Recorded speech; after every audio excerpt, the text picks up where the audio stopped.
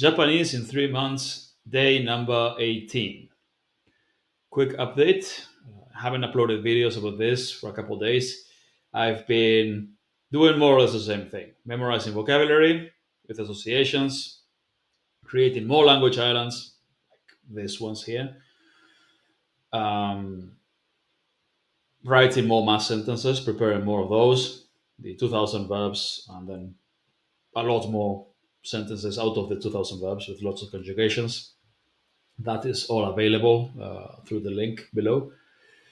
And I've been memorizing more and more of the vocabulary in those sentences, doing lots of shadowing, retrieval practice using flashcards, and I've also created audio files, so I've been binge listening to them as well, so that it's extra reviewing time I'm getting. And that's basically what I've been doing. Earlier today, I uploaded a video called "How I Learned to Speak Languages Without Talking to People," and I mentioned three techniques, which were language islands, shadowing, and retrieval practice. I'm going to show you how to do all three, how to use it. So these are language islands. This is what it looks like. Although maybe this is not the most the best organized version of it. Generally, a language island should be between 10 sentences about a topic, maybe 20 or 30 if you talk a lot about that topic. This is more big compilation of sentences that just took from lots of previous language islands and just pasted everything here. You can see they're all sentences that are quite similar to each other. This is good because, well, talking about France, going to France, have you ever been to France? I go there often, blah, blah, blah. And then the French language, and then same thing about Portugal, Brazil, the Portuguese language, blah, blah, blah, blah, blah. This is really good for a variety of reasons. First of all, because you learn a lot of patterns. You learn through pattern recognition because you're using the same structures over and over. They're also useful sentences.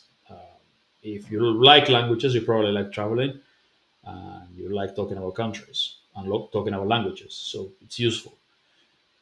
You don't have to create a language island or a group of sentences about each specific country in the world, but the ones that you've been to, the ones that you're interested in going to, and those you should. And that's a very easy way to create. Well, if you create a language island, like 5 to 10 sentences, or 20, 30, if you're really interested in a country, uh, about a bunch of countries, that's already hundreds of sentences. Obviously, it's all very, it's just for one topic, right? And you learn specific vocabulary and structures for that topic, but you learn that topic really well if you do that. And then you should do the same for every possible topic, right? Um, and this is how it works. Basically, what we do is combine. What you should do is combine the language islands, your own lines that you learn for all the situations, the conversations that you want to have, all the topics you normally talk about, and you learn them really well by shadowing.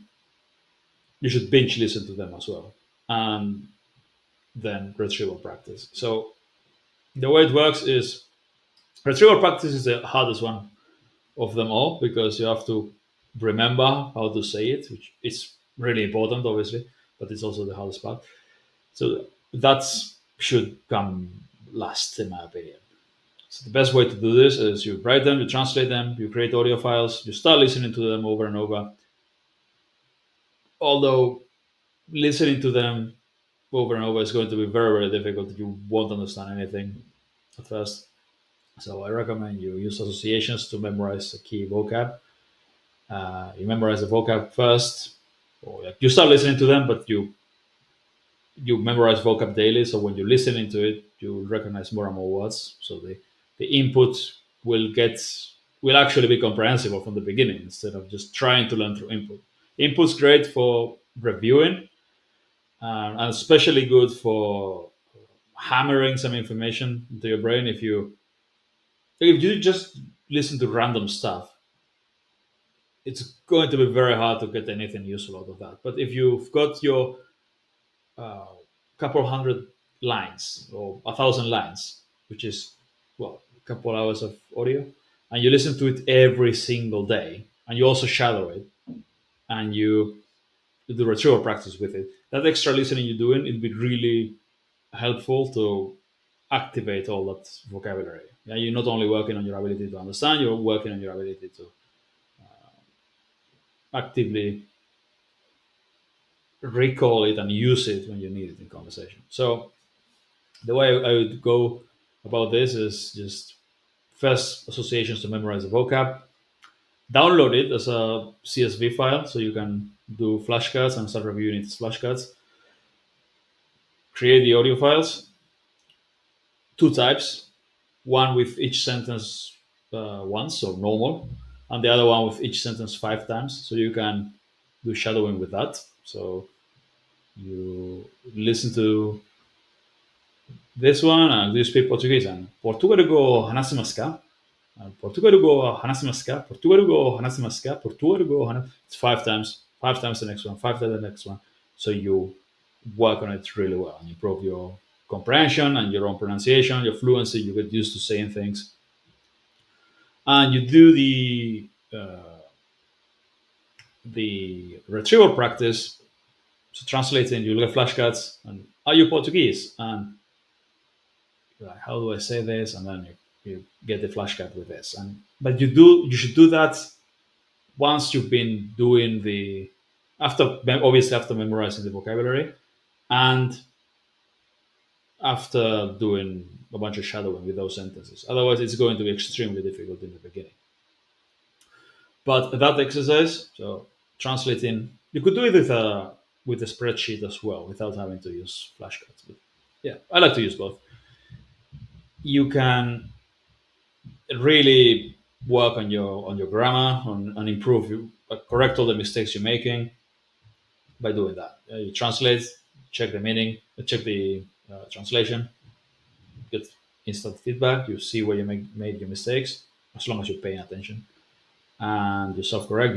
You repeat it aloud correctly, and you try again. And you do this with a few hundred sentences a day, and the same ones the next day, and so on. Well, at least the difficult ones, and you very quickly improve in all areas of the language, especially grammar, and especially if it's got conjugations and things like that that are complicated. This is the best way to learn.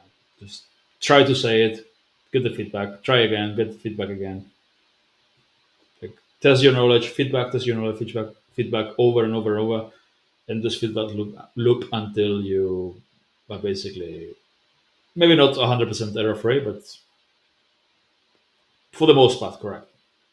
And that's really good for well, it's good for fluency as well because you're constantly having to think in the language. So how do I say this?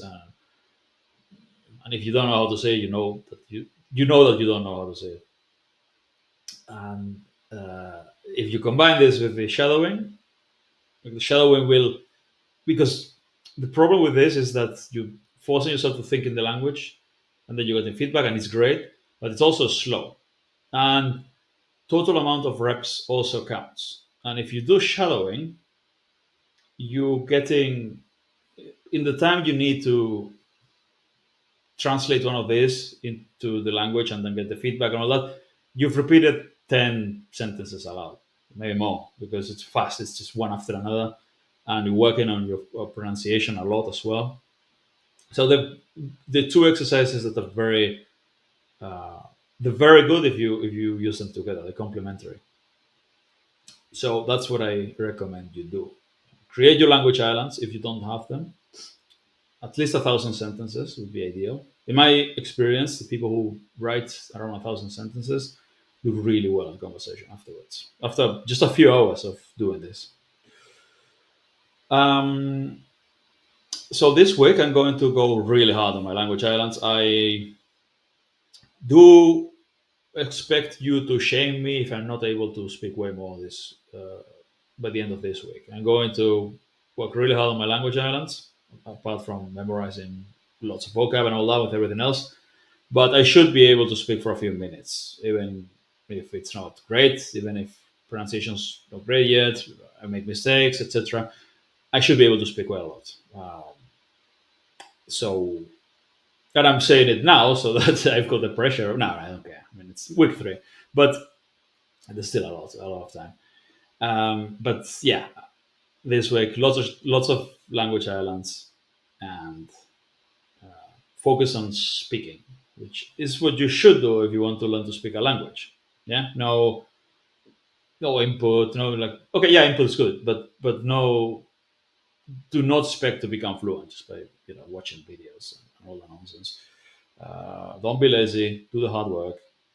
Work on your speaking. Lots of many reps.